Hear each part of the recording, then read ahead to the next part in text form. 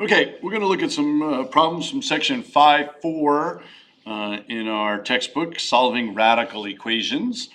And so what we want to do in most of these cases is to isolate our radical, because that's where we're going to find our variable. So here we would add 4 to both sides, divide by 2.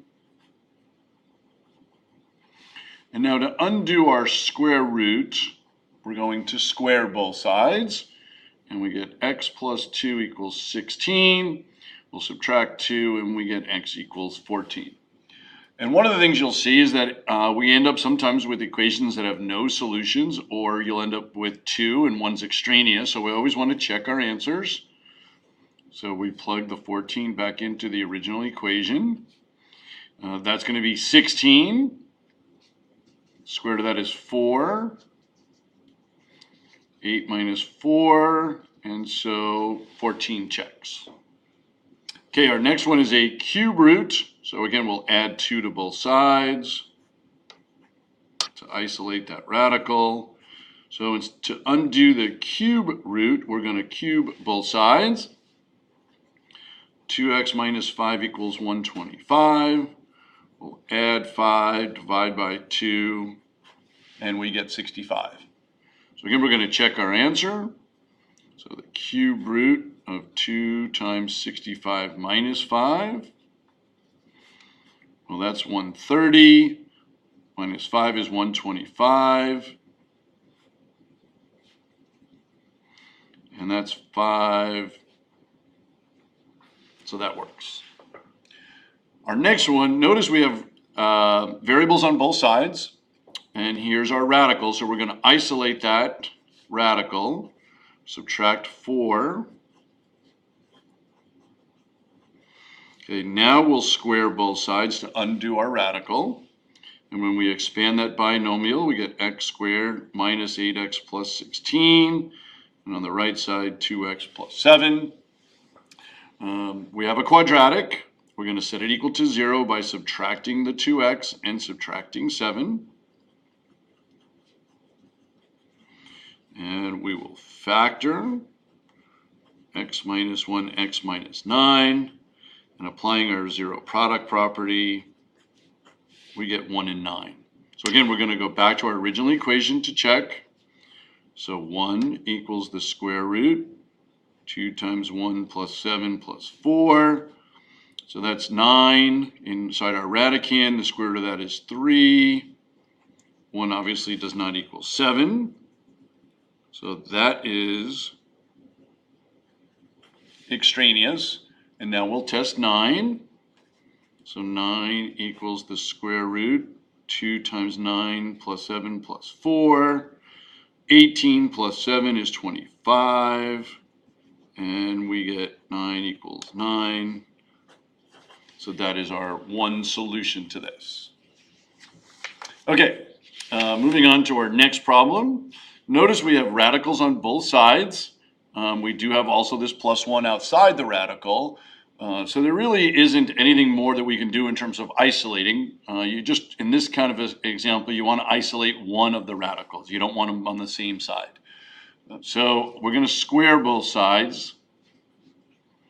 So remember, we cannot distribute the squaring because it's a sum, only if it's a product or quotient. So really what this means is we're taking that quantity times itself twice. On the right side, we do get 7 minus x. So when we distribute, that's just going to be x plus 6. That's going to be 1 times the square root of x plus 6. And here we have another 1 times the square root of x plus 6. So that's a 2 times the square root of x plus 6 plus the 1. So we have a radical still in our equation. We're going to have to isolate that. So I have plus 6 plus 1 is 7. So I have x plus 7. So I subtract 7 from both sides. That's 0. Subtract x. Oh, we got a negative 2x, sorry. Divide by 2. And again, we'll square both sides. X plus 6 equals x squared. I'm going to continue that up here. So we have an x plus 6 equals x squared. We have a quadratic. We're going to set it equal to 0. Subtract x and 6. X minus 3, x plus 2 are our factors.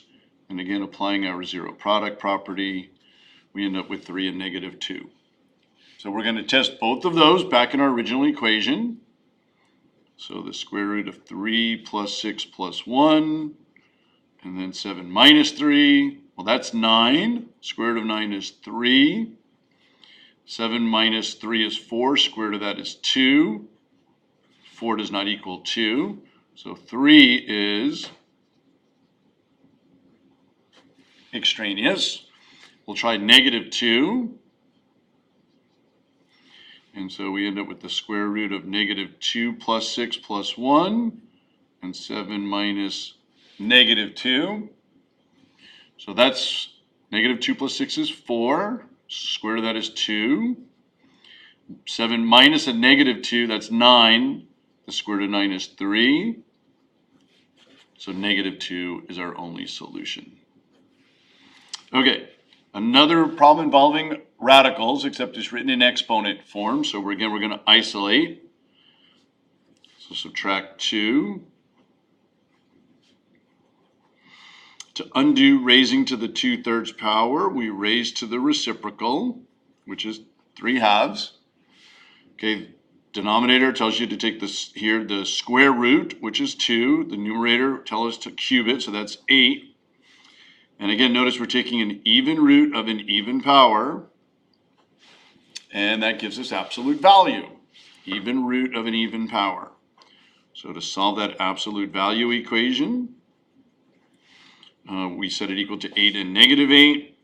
Add 1, add 1. And so now we're going to test both answers. So 9 minus 1 to the 2/3 plus 2 equals 6. That's 8. Cube root of 8 is 2. 2 squared is 4. So 9 works. We'll try negative 7. So negative 8 to the 2/3. Well, the cube root of negative 8 is negative 2. That's squared is positive 4. So both work. All right. Lastly, we're going to look at a couple of inequalities. Again, we solve these very much like equations, and then we're going to isolate the radicals. So we're going to add 4, divide by 3,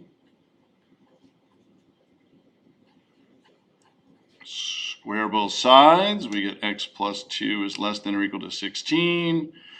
Oh, we're going to subtract 2 from both sides, and we get x is less than or equal to 14.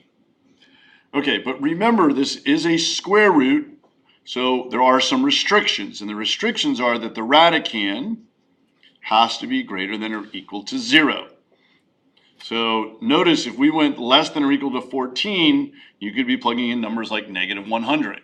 Well, if I plug in negative 100 here, that's going to give us a negative underneath the radical, which gives us an imaginary number, which wouldn't work in this case. So by taking our radicand, setting it greater than or equal to 0, we see the other restriction is that x has to be greater than or equal to negative 2. So our final answer is that there are values between negative 2 and 14. Okay, here we have a greater than. We're going to add 3. Divide by 2. Square both sides, and we get x is greater than or equal to 9. And the only restriction here would be x would have to be greater than or equal to 0, but that already covers it, so that's our final answer.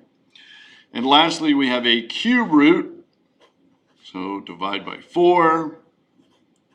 That isolates our, whoops, I wrote an equals. That isolates our radical. So to undo that, we'll cube.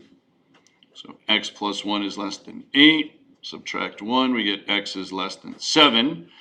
Now, because we have a cube root and we can cube root negatives, there are no restrictions on the domain, so x is less than 7 would be our final answer.